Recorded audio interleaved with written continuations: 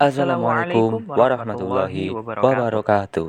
Halo Halo semuanya, semuanya, perkenalkan saya Muhammad Anas Sufakul Azmi dan saya Muhammad Hafid Khairuddin dari dari Prodi Prodi Sastra Sastra Indonesia, Indonesia, Universitas 11 Universitas Maret, 11 Maret, Surakarta. Surakarta. Pada kesempatan kali ini, kami akan menjelaskan tentang budaya keislaman yang tidak boleh hilang dalam masyarakat Indonesia. Kami akan mengusung tradisi yang ada di salah satu desa di Kota Kudus, Jawa Tengah, yaitu Desa Loram Kulon. Tradisi ini merupakan acara tahunan yang ada di Desa Loram Kulon dan terselenggara secara rutin selama beberapa tahun. Tradisi tersebut adalah Ampiang Maulid. Apa sih Ampiang Maulid itu? Mari kita simak video singkatnya. Iya, Maulid Nabi Muhammad juga diperingati oleh warga di Kudus. Ribuan warga memadati acara kirap ampiang dan berebut nasi kepal di puncak perayaannya. Ribuan warga Kudus memadati Desa Loram Kulon, Kecamatan Jati, Kabupaten Kudus, Rabu siang untuk mengikuti kirap ampiang Maulid. Kirap diikuti puluhan peserta dari Desa Loram Wetan dan Loram Kulon dengan menunjukkan berbagai kreativitas mulai dari drum band hingga replika burung raksasa. Berbeda dengan acara sekatan yang mengarak gunungan, di sini warga memperebutkan nasi kepal beserta lauk pauknya. Yang Maulid di Loram. Ini tradisi setiap tahun dalam rangka memperingati Maulid Nabi Muhammad SAW. Nasi kepalnya isinya apa, Mbak? Nasi kepalnya isinya ya nasi sama lauk pauknya. Ampiang Maulid merupakan tradisi peringatan Maulid Nabi yang sudah lama ada di Desa Loram Kulon maupun Loram Wetan. Tradisi tersebut dilakukan dengan mengumpulkan nasi kepal yang merupakan sedekah dari warga desa. Nasi kepal dikumpulkan dalam tanduk ampiang yang dihiasi kerupuk dan dikirap menuju masjid. Kelahiran Nabi ini patut kita uri-uri, kita ingat-ingat supaya kita selalu bisa mencintai, akhirnya kita bisa meniru dari perilaku, dari akhlak dari Nabi kita Muhammad SAW. Tidak hanya warga dari Desa Loram saja yang datang ke peringatan ampiang Maulid tersebut. Peringatan Maulid Nabi ini juga dimeriahkan dengan penampilan tari sufi. Henry Agusta melaporkan untuk NET. Nah, selanjutnya ada peta pembahasan pada kesempatan kali ini. Kami akan menyampaikan tentang sejarah Ampiang Maulid, perkembangan Ampiang Maulid dari pertama kali dilaksanakan, pelaksanaannya, dalil-dalilnya, dan keutamaan dari Ampiang Maulid tersebut. Ampiang Maulid terdiri dari dua kata yaitu Ampiang dan Maulid. Menurut sesepuh di Loram Kulon, ampiang adalah jenis kerupuk yang terbuat dari tepung, berbentuk bulat dengan warna yang beraneka macam.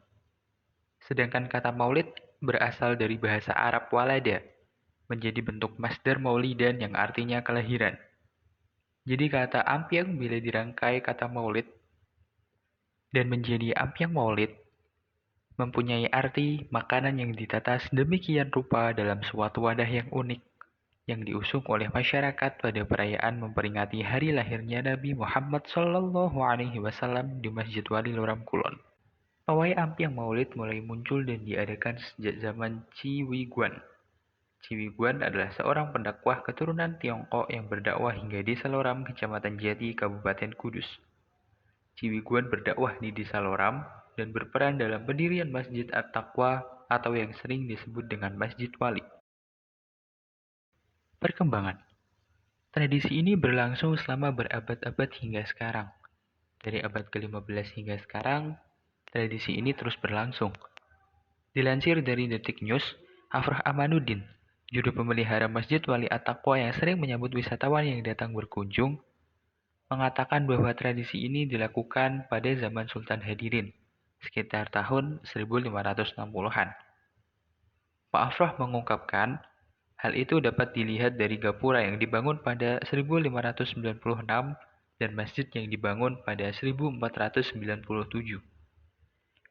Bukannya tanpa halangan, tradisi ini pernah berhenti pada tahun 1960-an karena G30 SPKI masih berkobar di seluruh Indonesia. Setelah pemberhentian sementara itu, Pada tahun 1995 tepatnya, Ampiang Maulid terus ada hingga sekarang.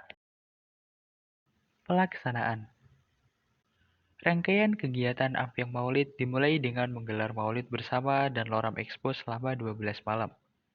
Desa Loram Kulon menyebut kedatangan bulan kelahiran Nabi Muhammad SAW dengan melaksanakan maulid di setiap masjid ataupun musola di seluruh desa. Gema maulid berdendang, sholawat-sholawat dilantunkan, dan gemuruh terbang yang ditabuh membuat semarak bulan kelahiran Nabi sangat terasa.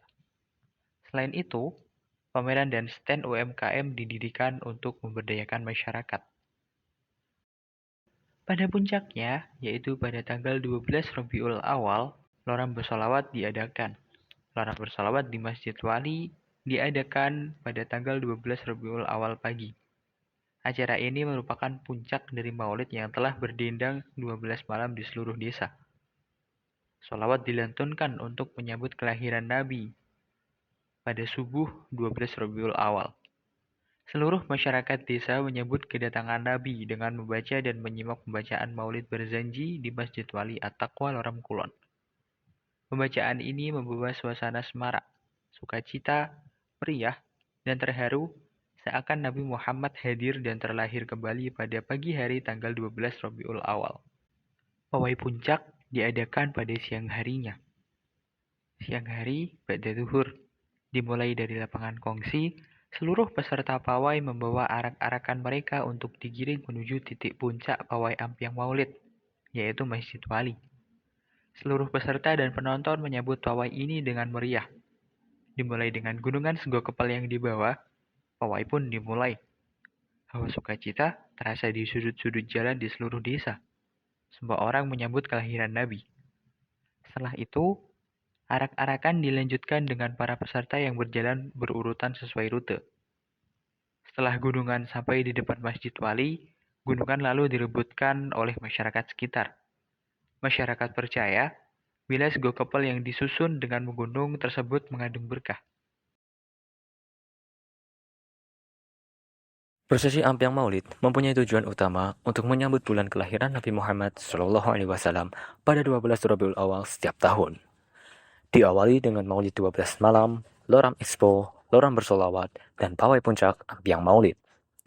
Semua itu dilakukan dengan tujuan bersolawat dan menyebarkan kebaikan Islam di seluruh desa.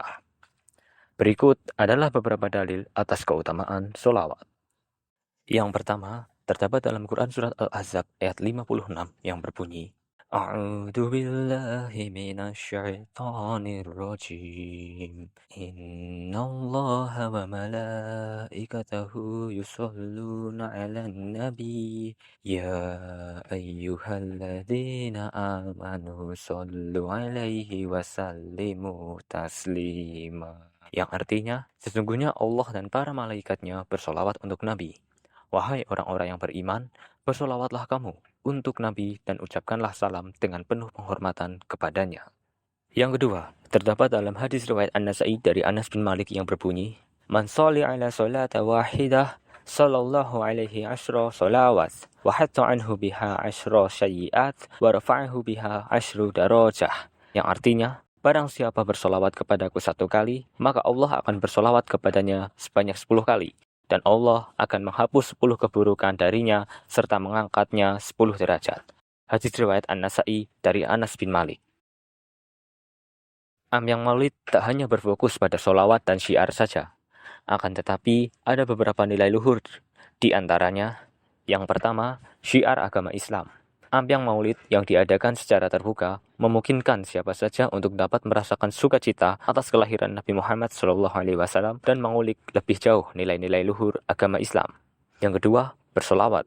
Fokus utama Ampiang Maulid adalah bersolawat, dan bersolawat memiliki banyak sekali keutamaan. Yang ketiga, peduli kepada sesama. Gunungan yang diarak dan dibagikan kepada masyarakat merupakan simbol bahwa pawai Ampiang Maulid mampu menumbuhkan semangat peduli kepada sesama. Yang keempat, memberdayakan umat. Loram Expo yang menjadi ajang pameran berbagai lembaga dan UMKM di sekitar desa mampu menaikkan taraf ekonomi masyarakat. Selain itu, exposure yang didapat dari pameran yang sudah dikenal secara luas ini akan memberikan peluang yang lebih besar kepada pihak-pihak yang berpartisipasi dalam prosesi ini. Dan yang terakhir, ada meneruskan tradisi yang baik. Tradisi yang berjalan dari dulu ini penuh dengan nilai-nilai luhur yang harus diteruskan agar nilai-nilai ini terus ada dan tetap lestari. Demikian yang dapat kami sampaikan. Akhir kata, saya Muhammad Anas Sufakul Azmi, Dan saya Hafid Khairuddin mengucapkan terima kasih, matur suwun, thank you, syukron, gracias, merci, dan sampai jumpa lagi. Kami berdua pamit undur diri. Wassalamualaikum warahmatullahi wabarakatuh.